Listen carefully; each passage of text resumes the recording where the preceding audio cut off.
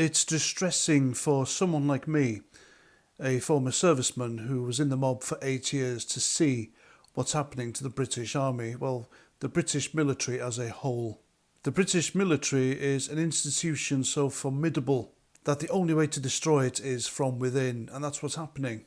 Just like every other institution in Britain, the armed forces is infected by the cancer of political correctness. And the British Army has been infiltrated.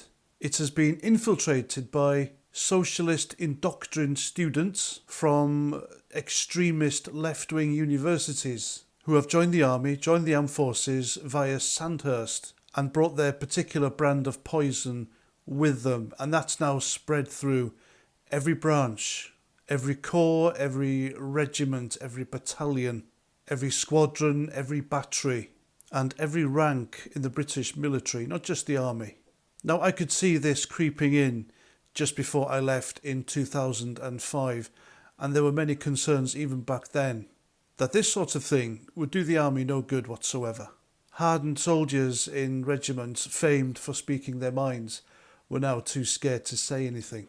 Senior non-commissioned officers and warrant officers were overheard saying that if they came under contact in Ulster, they'd think twice before returning fire, and that's through fear of being hounded, prosecuted and jailed. Looking at the armed forces now to when I joined in 97, I wouldn't join now, because you see serving soldiers getting prosecuted for doing their jobs. Tony Blair gave the IRA terrorists a get-out-of-jail-free card, while flinging the doors open for prosecutions against British Army soldiers. Prosecutions which continue to this day. Now, it's not just diversity, equity and inclusion that is destroying the British Army. This has been going on for some time. And it's not necessarily Grant Shapps, the Defence Secretary's fault, or the Tory government's fault. I believe the rot started under Tony Blair and Gordon Brown and New Labour. But it's been left to continue under the current Tory government, so they're not far from blame. Now, alarmingly, the British Army itself has sought to relax security clearances in order to recruit foreigners and to meet its ethnic minority quotas. Now, as far as I'm concerned, and many others like me, the British military is not an arena to discuss diversity. The colour of someone's skin, their gender orientation, their sexual orientation, does not determine how good a soldier you are. And the fact that the British Army have even considered making it easier for foreigners to join the British Army is just dangerous. It's disastrous and it's downright stupid. And apparently the Defence Secretary, Grant Shapps, is furious at this and promised a review into the whole thing. Well, there shouldn't be a review. It should be stopped. I know for a fact when politicians say review, they're not going to do bugger all about it. I mean, this is really, really worrying stuff. The army, the military, it's there to protect the country. The type of people we need to fill these roles should be patriotic people.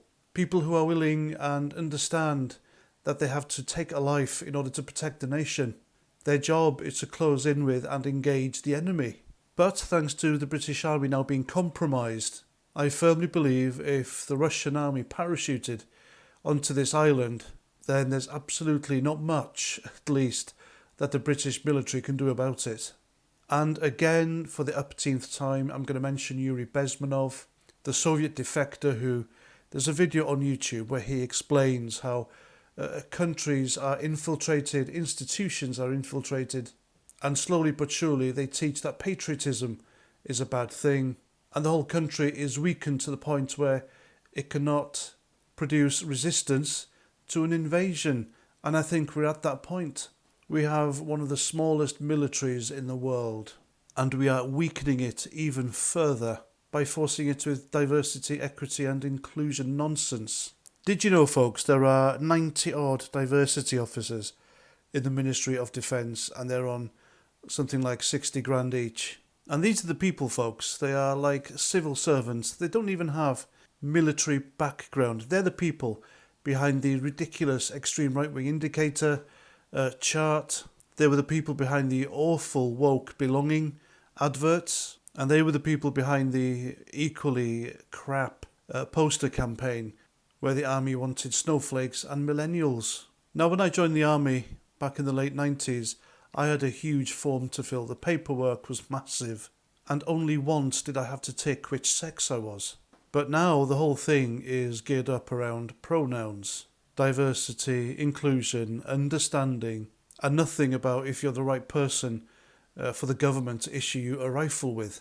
As a civilian, I want to sleep at night knowing there's a hard bastard, a patriotic hard bastard, stood on that border with a rifle, willing to lay his life on the line and die in order to keep me safe. Not some Owen Jones.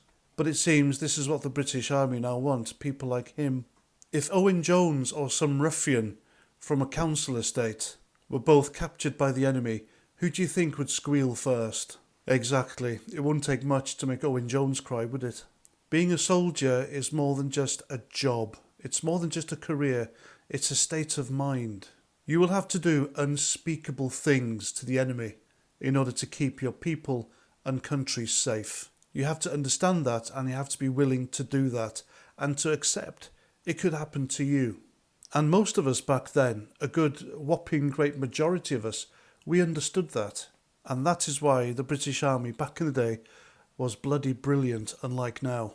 So there we go, the British Army has been infiltrated, the British Army has been compromised, and I believe the end game is to weaken it to an extent that it's no longer a capable, fit fighting machine, but instead rolls over for the invaders. What a crying shame and a pitiful end to one of the greatest militaries the world has ever seen. And there we go, I'm Paz49, thanks for listening, and until the next time, Roger Trout.